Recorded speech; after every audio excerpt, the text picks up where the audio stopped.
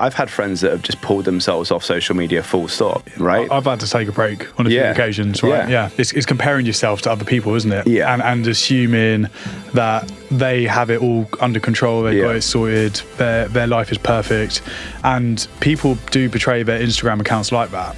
I'm not kidding. It probably took me about 20 rewrites to like do it, because I was like, this is rubbish. I think these are all things that I have in my head. People can relate to it more, right? And I get a much better response from it. Yeah, consuming a lot of fitness is not going to get you fit. No. It's you actually doing the thing. Doing the thing and making the time for it as well.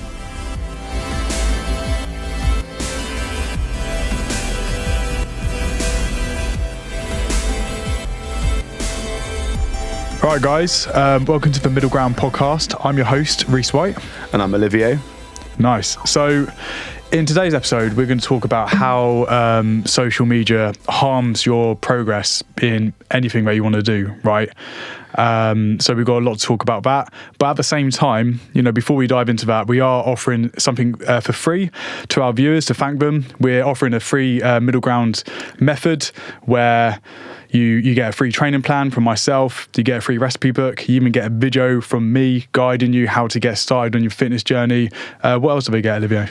So you're also going to get how to reframe setbacks and failures and learn from them. You're going to get essentially kind of a half an hour guide on taking you through all the different challenges that you might get in your career. So whether that's exploring what you want to be doing, whether that's kind of like dealing with setbacks, whether that is developing a growth mindset to, kind of understand how you can progress from that point. You're going to get all of that. It's quite a lot. Yeah, nice. It's quite a lot, and it's all for free, right? It's we should charge. Yeah, no, I can't believe you're doing that for free. So yeah, it is all for free. There's a link in the description where you could just pop in your email address and we'll send that over to you. But yeah, good value. So make a most of it. I can't believe you're doing that for free, to be fair. We're trying to start a business and we're giving stuff away. But yeah, so make sure you keep on top of that.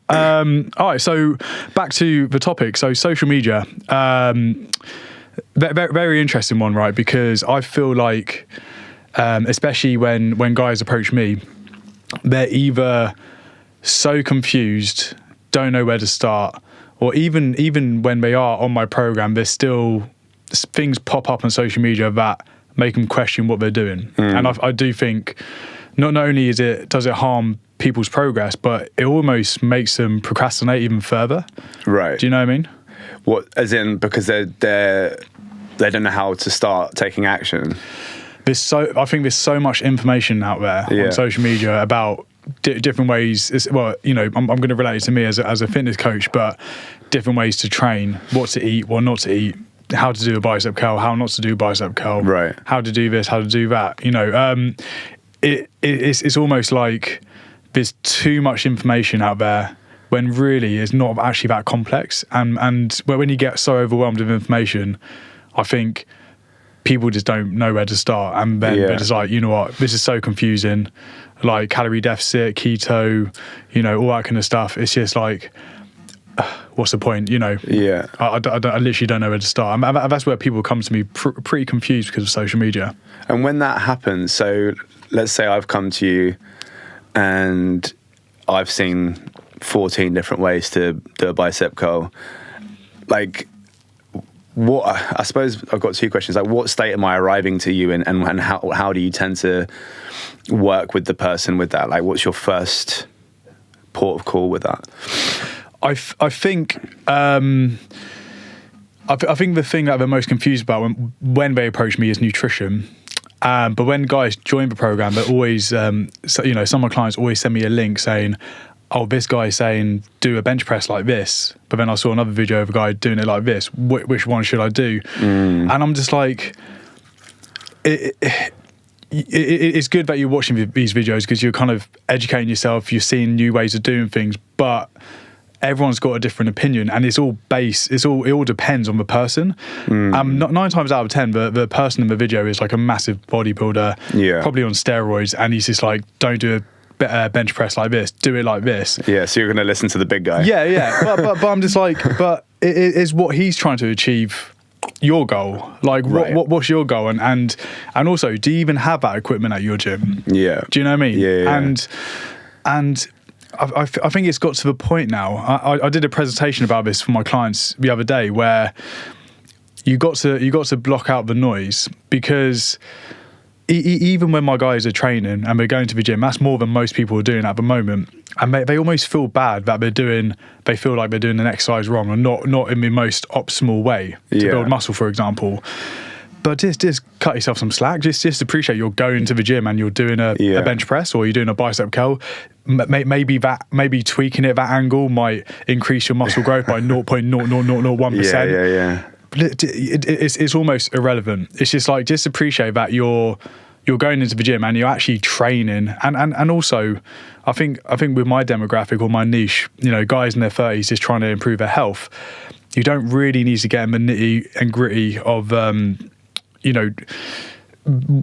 what's better or not. Is everyone has a different opinion. So some people, someone who's into CrossFit or into yoga, into calisthenics, into bodybuilding, into functional fitness, they're all going to have a preference of how to train, right? It doesn't mean one's right or wrong. Yeah. It depends what your goal is, right? It definitely does.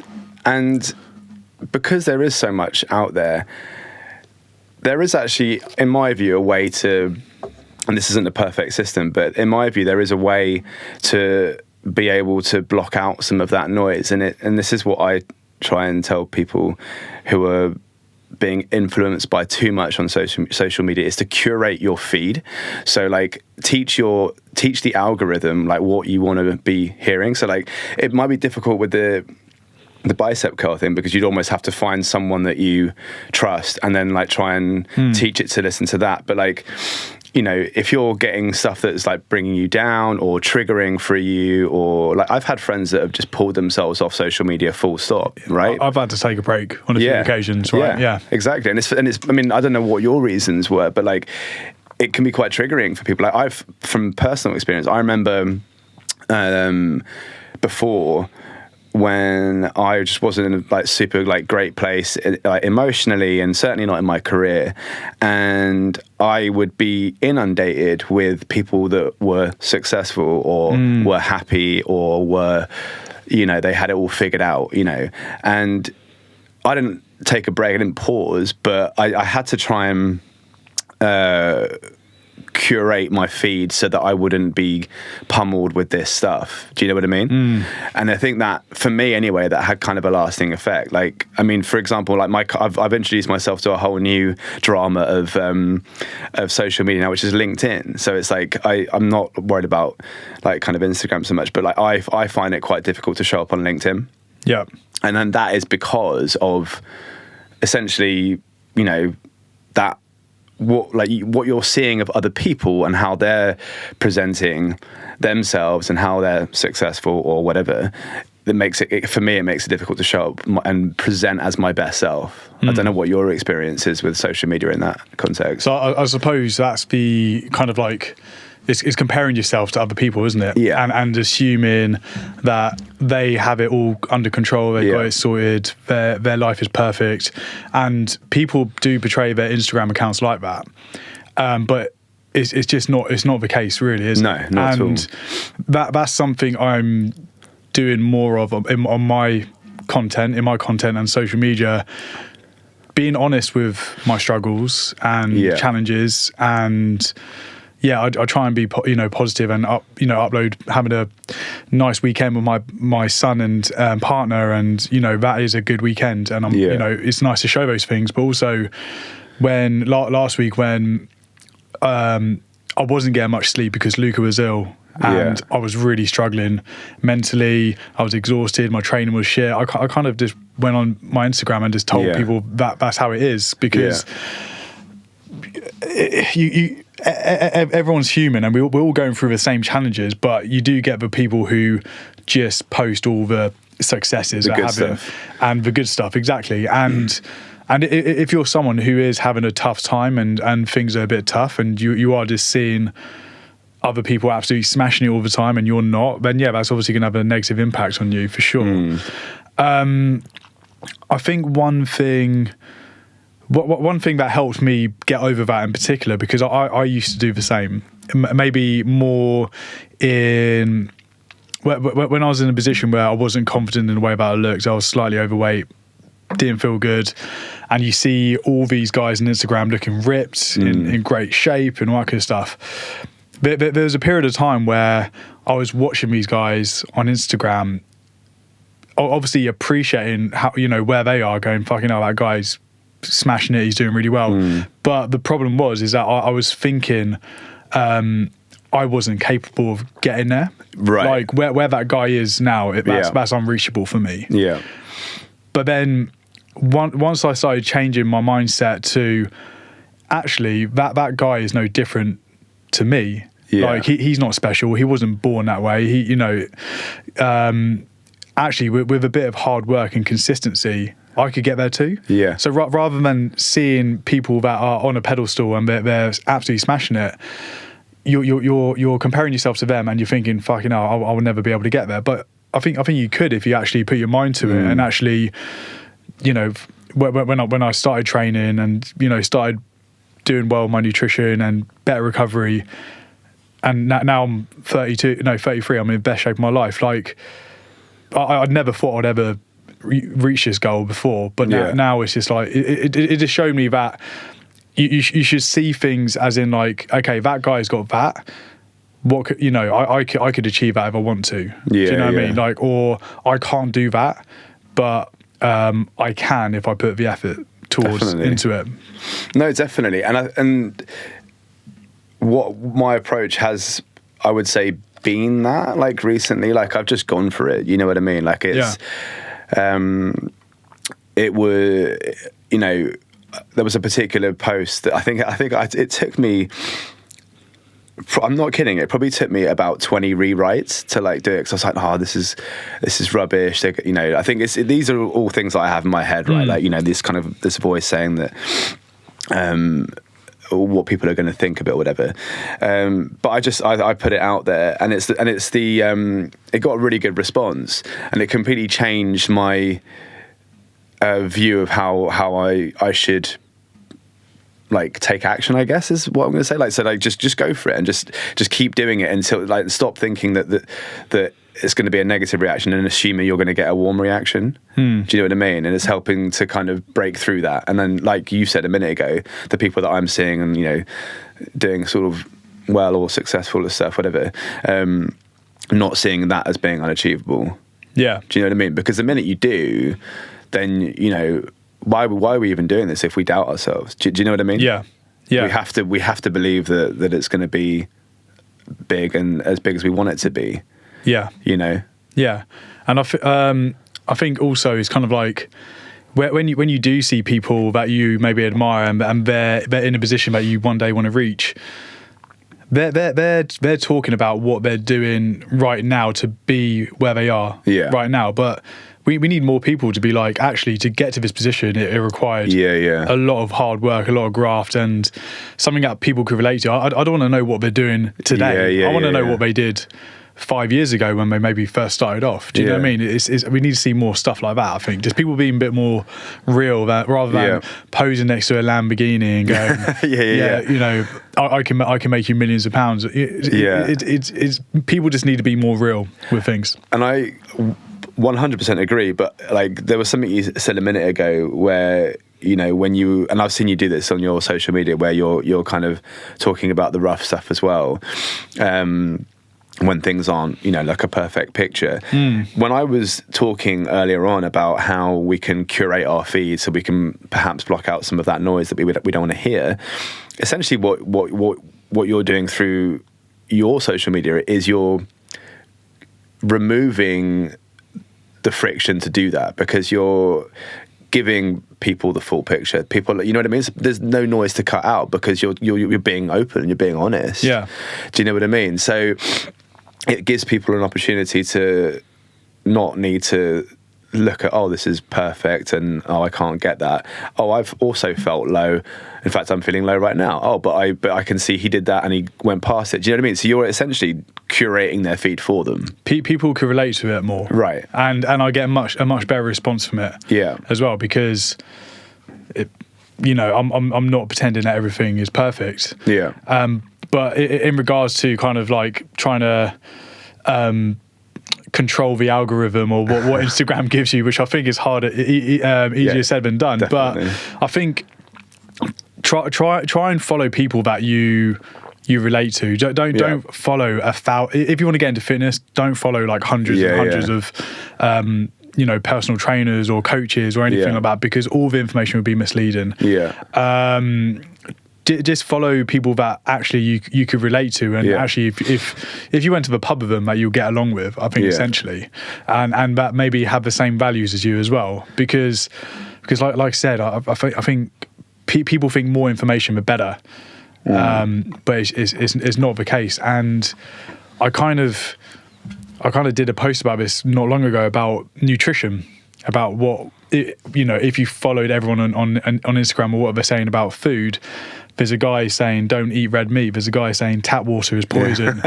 Don't eat vegetables. Eggs are going to kill you. Yeah, no, exactly. And you're just like, if you're consuming all this, you're just gonna be like, oh, might as well not eat anything. Do you know what I mean? It's getting a bit ridiculous as well. And there's a lot of misinformation out there, and I think that's the issue. But that's what I mean by curate. Like that's my interpretation of curating a feed is to do what you're saying. But like, okay, my question would be, for someone who is starting their fitness journey, how would you advise that they curate it based on that sort of theory of not following a million? Like, how would you know where to start with that? Like, if you're beginning your fitness journey, do you know what I mean? That's a good question, actually. I mean, I don't know. It's like, I'm trying to think. That's a really good question. I don't know. I don't know how, like, if someone were to find me on social media, I don't know how it would happen, but people do.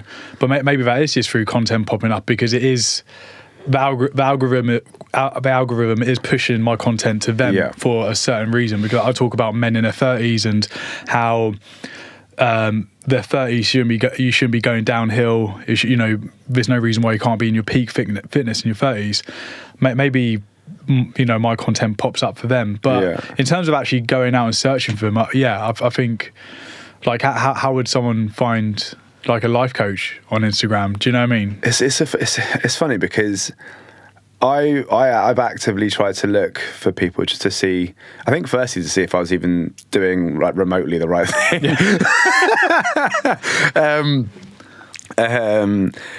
But for me, it's about connection. It's about, obviously there's a lot of different ways that you can do everything. There is, fundamentally a wrong way to do a bicep curl, right? And there is fundamentally a wrong way to do many things. But for the most part, we're looking at various different ways that work for different people, right?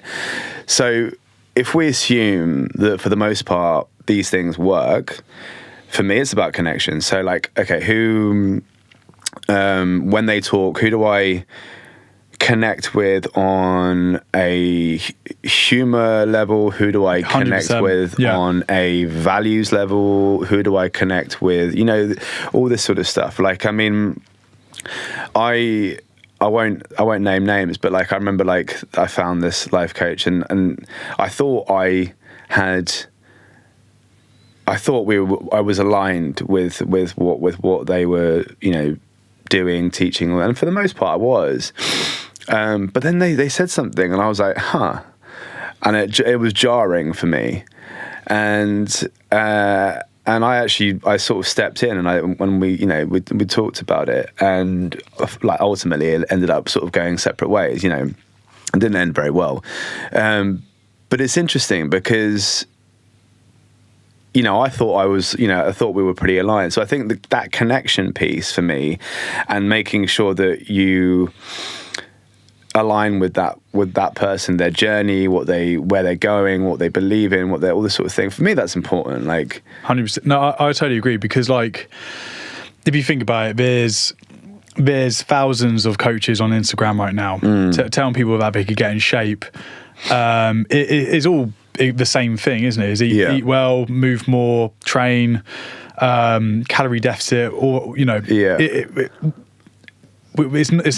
it's it's nothing special that we're offering. We all offer essentially the same service. But like, still buy it, please. But what's going to make people go to me instead of other people or other coaches? And it is what you said. It's like, can I relate to this guy? Yeah.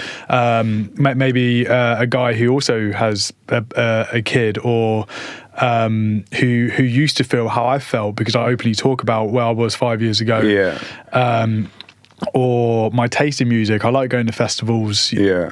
But that's why I try and show what I do outside of fitness as much as I can, because I like watching football. Do you know what I mean? It's just little things like that is going to separate me from other coaches that are just almost saying the same thing. It's like, cool, okay, calorie deficit, train, walk, whatever, but it's just so, why should I come to you? It's just dry, isn't it? It's so dry. But then again, and I think the issue with social media is that the amount of time we spend scrolling on our phones, right? Like, I don't know what the average is. I'm sure it's like 3 hours a day or something stupid like that. Right. Maybe more than that. But like that time, people think they're being they're consuming information and they're learning, but they never really implement what they learn from social media. And actually, if you just reduce those your time on social media or time on the phone, then that could actually be time for you to take action on what you want to do. But people, I think, just spend too much time just scrolling through their phone and they're consuming a lot. But consuming a lot of fitness is not going to get you fit. No. It's you actually doing the thing. Doing the thing and making the time for it as well. Do you know what I mean? Yeah, definitely. It reminds me of how I was in, I know this isn't to do with fitness, but like when I was in my last job, I was always like buzzing around, doing loads of things, like, thinking I was doing, and I thought, I've been so productive. But I wasn't being productive, I was just busy. Yeah. There's a difference. And so that's kind of what reminds me of what you're talking about, which is like, we're like, I'm learning. It's like, are you? Like, how much have you remembered? How much have you retained? Yeah. Like you're learning how to do the perfect bicep curl, but you're not going to the gym and actually implementing it. Right. Do you know what I mean? So it's completely pointless. But yeah, like I said, when I did the presentation on this, it was actually yesterday for my clients. I was just like, there's so much noise out there on social media, and yes, there's so many myths out there as well. I use training, for example, like eccentric reps are better for muscle growth. That's not the case. What else?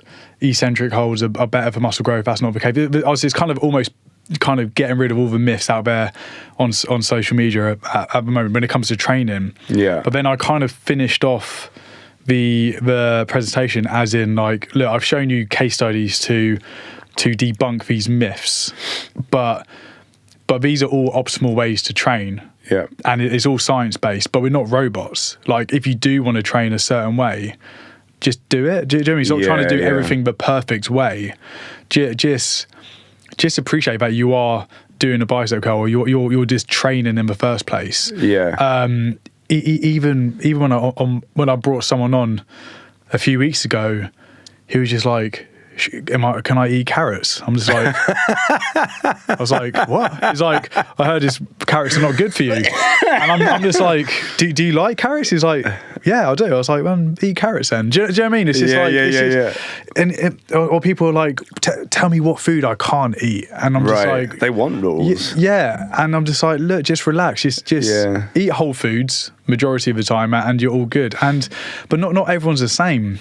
It's like, there's people saying you got to eat different variety of vegetables and fruit a week to, for optimal health, but that might make someone really gassy. Right. Do you know what I mean? Some people might really thrive on keto because you get to eat steak and bacon every day. Great. That won't work for someone who's a pescatarian or do you know what I mean? Like, do you know what I mean? Like, it's not like, here's the carnivore diet, this will work. It's just like, it might work for some people, but not for everyone. And you've got to be a little bit open-minded about that. Yeah. And actually just evaluate where you are and what you're doing, and actually just find something that works for you. So that's why with me, I'm just like, just do the basics first. Yeah. And, and get the basics done first, and then if you do want to upgrade your training and try different moves and all that kind of stuff, then yeah, that's a part of the journey. But trying to get everything perfect before you even start, it's just like just go into the gym and train. Yeah, and then we could worry about technique and form and all that kind of stuff. It's making me laugh because I don't know if you've seen this guy in the gym. But I won't describe him because it feels like I'm shaming. But like the way that he trains is objectively wrong. Yeah. But he's been doing it for like 10 years. Yeah. Do you ever find like when you see that it's hard to like not step in and say something? Is he like a bodybuilder? No. Is it Liver King? Is it what? Liver King. Have you heard of him? No, don't worry about it. He's like a carnivore guy, but he's okay. So actually, I'm going to call him out. But this is a good example. There's a guy called the Liver King, and all he eats is literally like meat, testicles, liver. That's his diet. But wait, where does he get the testicles from? Mate, don't. It'll be everything on a platter. But this guy is huge. Are you being for real? 100%, mate. After this, type in Liver King. He eats testicles. Yes, it's like raw meat. That's his thing. And his thing, right? And when you see him, he is built. He's like proper jacked. He's got like 20 abs. Like I swear to God. But then this all from balls. Look, but look, this is the thing, right? He's like, I look like this because this is my diet. And this is how I train. Blah blah blah. And he is a jacked. He's a big guy. And then it comes out, mate, he's been pumping himself with steroids. Yeah. Do you know what I mean? So it wasn't his diet. It wasn't the way he was training. So it was a complete lie. Do you know what I mean? And that's what I'm trying to say. It's just kind of like when people are like, train this way to look like me, train this way to look like me. It's kind of like, I've only been doing calisthenics for 6 weeks now.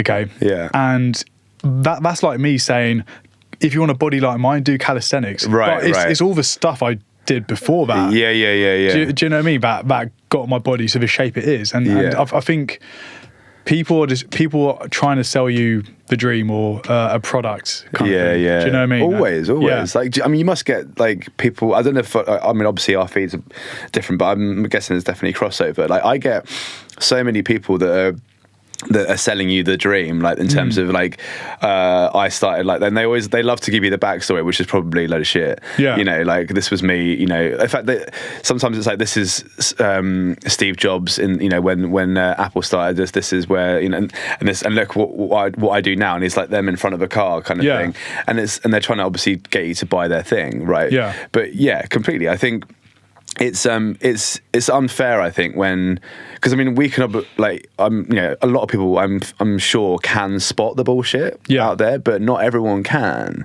I think you'd be surprised how many people don't. Yeah, right. Like, especially when they're consuming so much. Yeah, because that's it, isn't it? That particular person, but buying into it, right. Stuff is something a bit niche, is something a bit different. Yeah. To the norm that they're probably used to hearing over and over again. Yeah. I've definitely fallen into that trap once before, like, for sure, like, because you like, if you keep getting fed it, you know what I mean, like, after a while, like, you're gonna be like, oh, this is probably the thing I should be doing. Yeah. Do you know what I mean? I think it reminds me of, like, you know, back in the day when you would, I'm sure this still happens, where people would scam like old ladies. You know, they'd call them up and be like, you know, they'd throw them some spiel or whatever, and get them to like sign their pension away or whatever. Do you know what I mean? It's like, it's not like the same thing exactly, but for me, the principle is the same. Yeah. You're selling a scam. Yeah. Right. And I think it's just being honest. I think that's the thing. Is kind of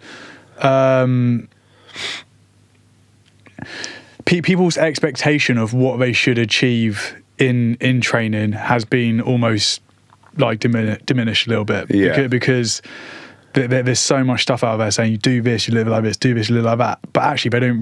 When it comes to it, it takes a long time. If you do want to get a six pack and building muscle takes a long time. But people think they could get it in 8 weeks now because there's so much going on. So it's kind of misleading, and it makes it not reality because and then when you do try it and then you're not getting the results as quickly as you see everyone else doing it, then you stop. Do you know what I mean? But more people need to be like, look, it's tough, and you need to be committed for the long run. It's not an 8-week thing. Yeah. Eating liver is not going to get you... Or balls. Yeah, balls. Do you know what I mean? Like the liver was the only thing you remember that whole list. But like, mate, you should Google him after, honestly. But definitely. I mean, how can we sum this up? Because I think we've spoken about a lot, like about how social media just can slow you down. But like, what like if someone had to write things down on a piece of paper right now, what would be the kind of the main things that they should try and follow? I would probably use the original thought that came to mind, which was connection. I do believe that is the fundamentally a good starting point. So if you are seeing a lot of things on your feed, if you are seeing, a lot of people saying contradicting versions of the same thing, who do you connect with? Who do you like to listen to? Who would you have listened to in the background, and not just be interested in their view on life or their view on fitness, but their view on what they do with their loved ones on their weekend, or do you know what I mean? So how much are you buying into the person versus how much are you... Yeah, it's a bit like, when you train, and you'll correct me if I'm wrong on this, but it's like 80% diet, 20% training, right? Yeah. Is that right? Yeah, it is. Yeah.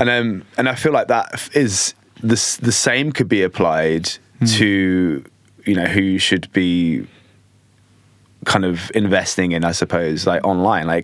For me, it's 80% connection. Maybe that's a bit extreme, but it's a decent amount of it is connection, and the rest is what they do. So that's for me what I would do. Yeah, I think that's good advice. I think another thing is is stop comparing yourself to other people, but also if you do find that yourself comparing yourself to people, don't feel like where they are is out of reach. Yeah, and actually with taking action, a lot of hard work and commitment, you could get there if you really want to. That person's no different to you. Absolutely. They've just been doing the thing consistently for a long time, but you're just seeing, I mentioned this before, is the iceberg effect. You're just seeing the peak of the iceberg. You're not seeing the foundation underneath the water, which not seeing the balls. Yeah, exactly. You're not seeing the balls, but It is tough. It is tough because I do think the algorithm is there to keep you on social media and consuming this content. And I know we're supposed to finish this up, but it's just